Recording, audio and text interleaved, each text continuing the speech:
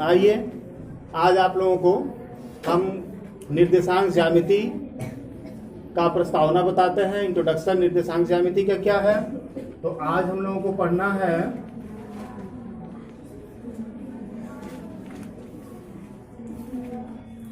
निर्देशांक ज्यामिति। इसको इंग्लिश में कहते हैं कोऑर्डिनेट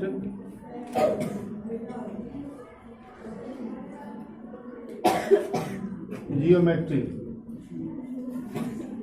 ठीक है, कोऑर्डिनेट ज्योमेट्री इसको कहते हैं, निर्देशांक ज्यामिति को। तो निर्देशांक ज्यामिति है क्या, इसको पढ़ने के पहले हम लोग सबसे पहले ये जानेंगे कि निर्देशांक ज्यामिति की खोज किसने किया। तो इसके जो खोज करता है, निर्देशांक ज्यामिति के खोजकर्ता वो है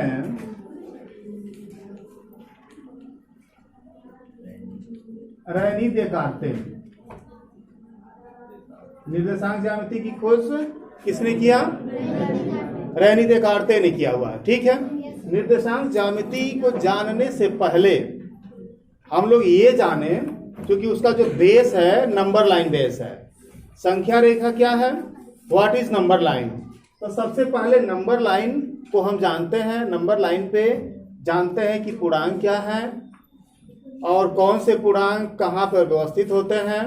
ठीक है, उसके बाद फिर हम निर्देशांक ज्यामिति के विषय में अध्ययन कर पाएंगे। तो सबसे पहले हम संख्या रेखा पर प्रकाश डालें। नंबर लाइन क्या है?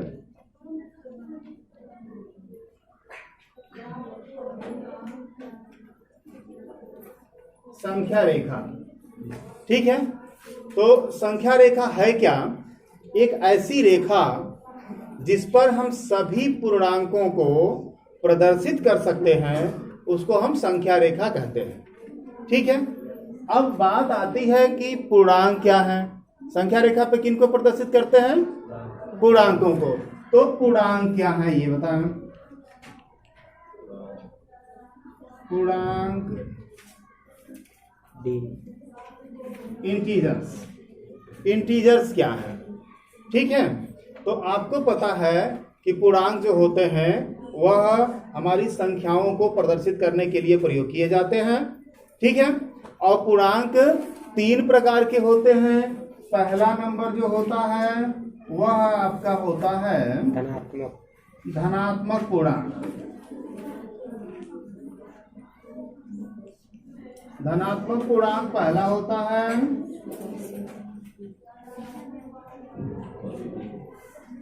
Positive integers. दूसरा जो होता है वो होता है आपका ऋणात्मक पूर्णांक। ऋणात्मक पूर्णांक को क्या कहते हैं? निगेटिव इंटीजर्स कहते हैं।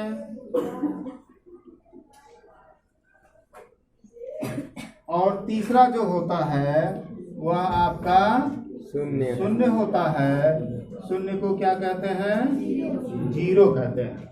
एक आपका धनात्मक, दूसरा ऋणात्मक और तीसरा शून्य होता है। शून्य न तो धनात्मक होता है और ना ही ऋणात्मक होता है। शून्य का योगात्मक तत्समक भी शून्य ही होता है, चूंकि ना यह धनात्मक होता है और ना ही यह ऋणात्मक होता है। ठीक है, तो इतनी चीजों को जब हम जानते रहेंगे फिर हम कोऑर्डिनेट में जाएंगे।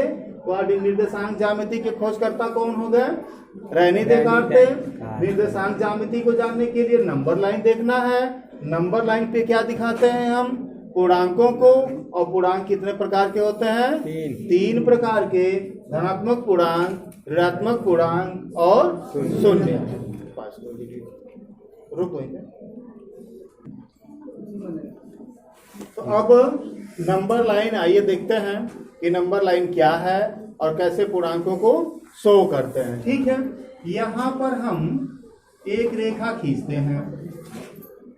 जब हम ज्यामिति पढ़ते हैं, रेखा गणित पढ़ते हैं, तो रेखा से आशय एक सीधी रेखा से होता है। जब हम कहेंगे कि एक रेखा खींचते हैं मीन्स स्ट्रेट लाइन खींचते हैं, एक सीधी रेखा खींचते हैं। दोनों साइड हमने देखे, आप एरो का साइन लगा दिया, ठीक है।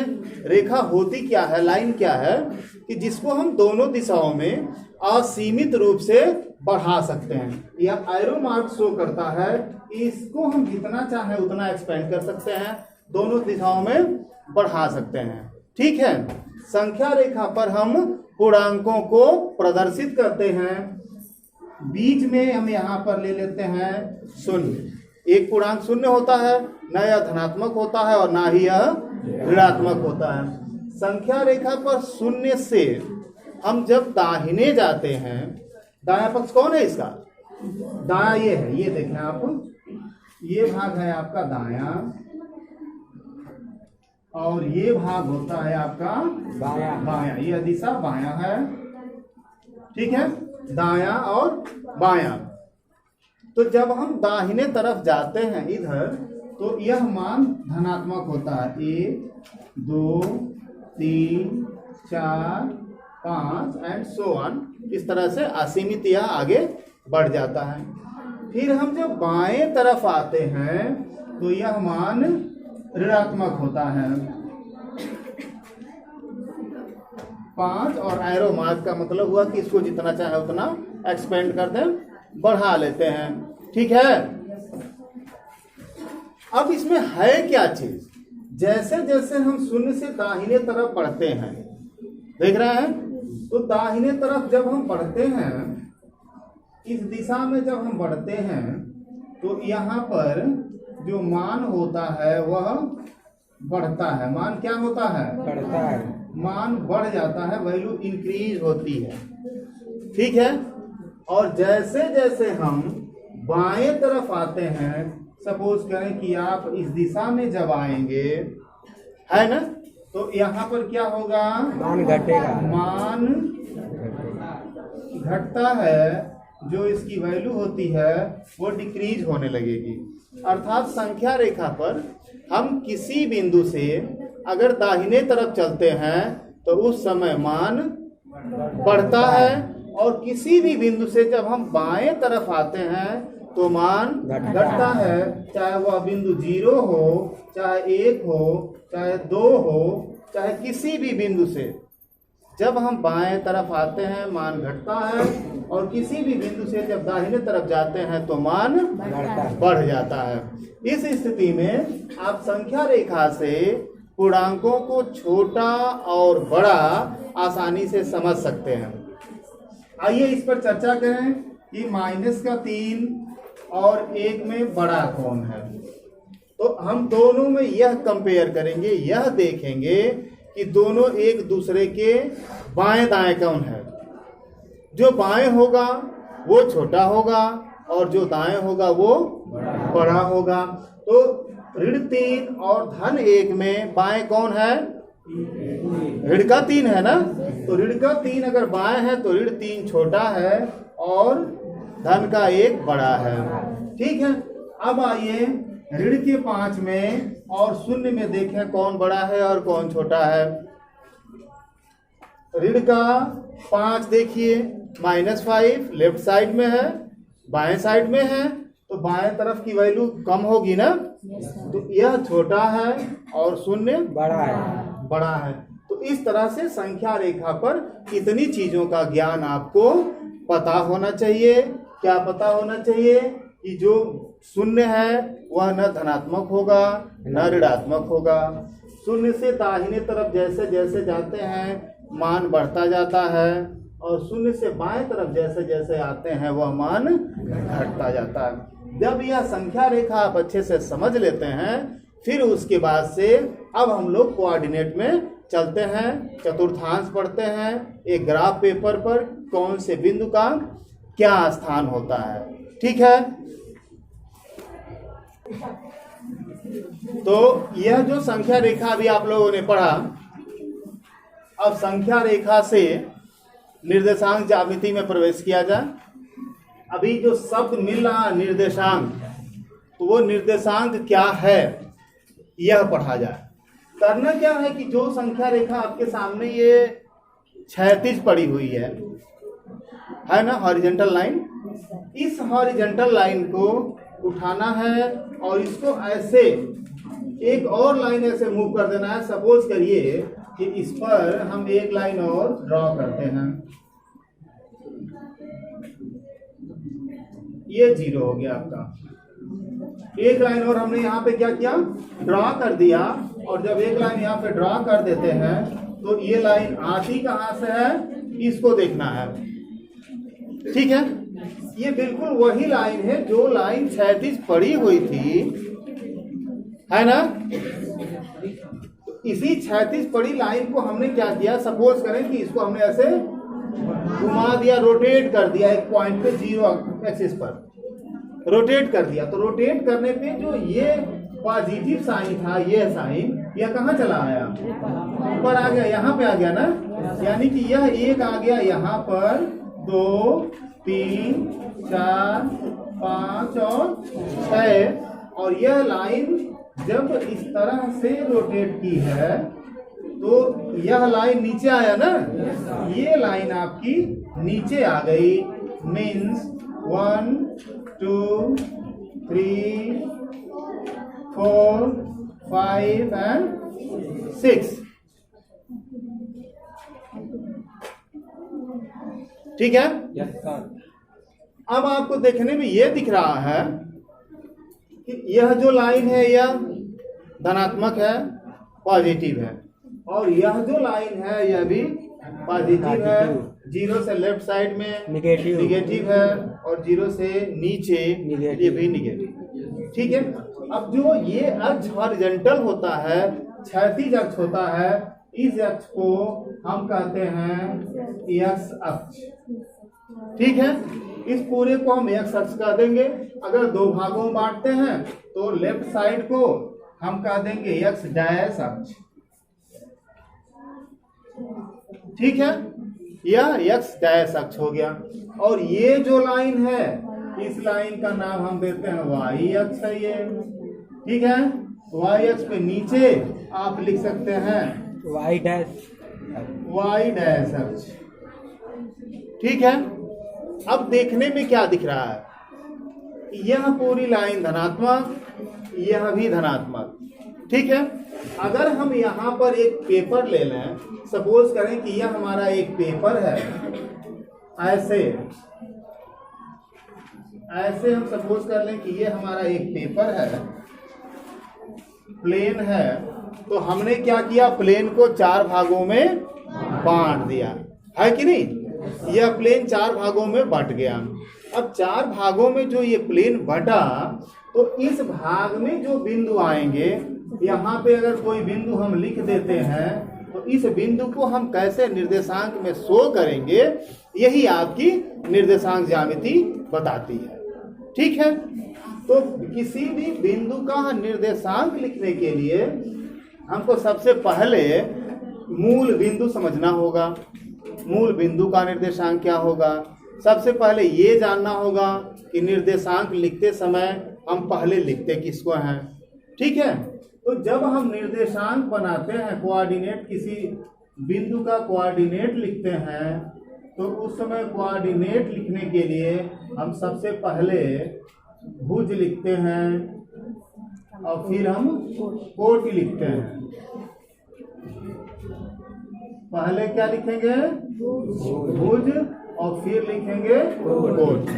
अब भुज क्या है और कोटि क्या है।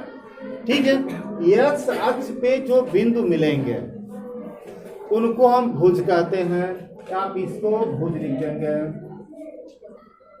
ठीक है, एक्स अक्ष पर जो बिंदु मिलेंगे वह बिंदु भुज कहलाते हैं, और जो बिंदु वाई अक्ष पर मिलते हैं उन बिंदुओं को हम क्या कहते हैं, कोटि कहते हैं। वाई अक्ष पर कोटि हो गया। निर्देशांक लिखते समय इसका मतलब हुआ कि पहले हम एक्स को लिखेंगे और फिर किसको लिखेंगे, वाई को लिखेंगे। ठीक है, तो ये निर्देशांक की कहानी हो गई। अब यहाँ जो मूल बिंदु हमारा बनता है, यह जो देख रहे हैं, इसका निर्देशांक क्या होगा। ठीक है, तो मूल बिंदु का निर्देशांक देखिए, यह x के लाइन पर भी 0 पर है और y के लाइन पर भी 0 पर है। तो ये हो गया हमारा क्या चीज, मूल बिंदु। और मूल बिंदु को हम क्या बोलते हैं, ओरिजिन पॉइंट। ठीक है, ये ओरिजिन पॉइंट होता है और इसका जो निर्देशांक होता है वो क्या हो जाएगा, 0 और 0, x पर भी 0, y पर भी 0। ठीक है, निर्देशांक लिखने के पहले हमने देखा कि 4 भागों में बंट गया। अब चारों भाग में कैसे कैसे क्या क्या मान है उसको देखना है। ठीक है, तो इसका मान क्या बनेगा, जो निर्देशांक बनेंगे उस निर्देशांक के चिन्ह क्या बनेंगे, इसको देखा जाए। तो यह जो पार्ट बनता है पहला खाना, इसको हम बोलते हैं प्रथम चतुर्थांश। ठीक है जी, प्रथम चतुर्थांश मीन्स 4 अंश का पहला प्रथम चतुर्थांश हो गया। ये प्रथम चतुर्थांश कहाँ से, ये पूरा भाग जो है ये प्रथम चतुर्थांश है। इस भाग में कोई भी बिंदु आएंगे हम उनको बोलेंगे कि प्रथम चतुर्थांश के बिंदु है ये। ठीक है, प्रथम चतुर्थांश का जो निर्देशांक होता है, जो उसके चिन्ह के संकेत होते हैं, वो क्या होंगे। पहले आपको क्या लिखना है, x अक्ष लिखेंगे, तो x अक्ष पे क्या मिलेगा आपको, प्लस मिलेगा, और y अक्ष पे क्या मिलेगा आपको, यानी कि प्रथम चतुर्थांश में जो भी बिंदु आएंगे उनके जो चिन्ह होंगे वह दोनों धनात्मक होंगे, प्लस प्लस आएगा। ठीक है, इसका नाम होता है द्वितीय चतुर्थांश।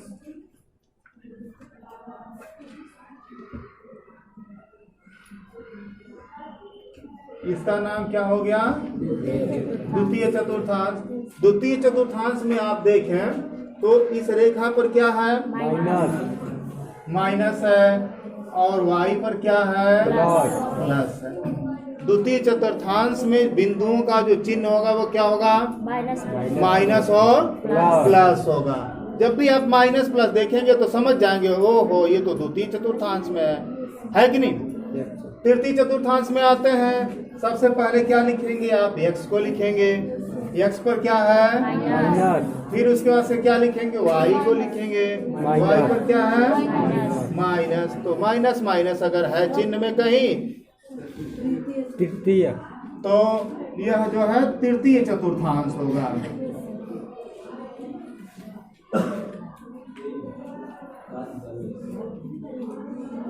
ये तृतीय चतुर्थांश में आपका हो जाएगा माइनस माइनस। चतुर्थ चतुर्थांश की बात करते हैं,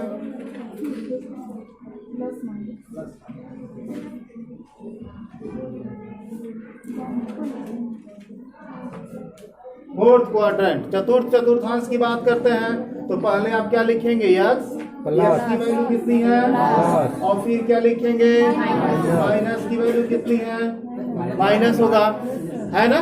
तो यानी कि इसका जो निर्देशांक होगा उस निर्देशांक में जो चिन्ह आएंगे वो प्लस और माइनस आएंगे। तो इस तरह से आप कोऑर्डिनेट या चतुर्थांश देख करके और आप यह बता सकते हैं कि जो बिंदु दिया है वह किस चतुर्थांश का बिंदु है।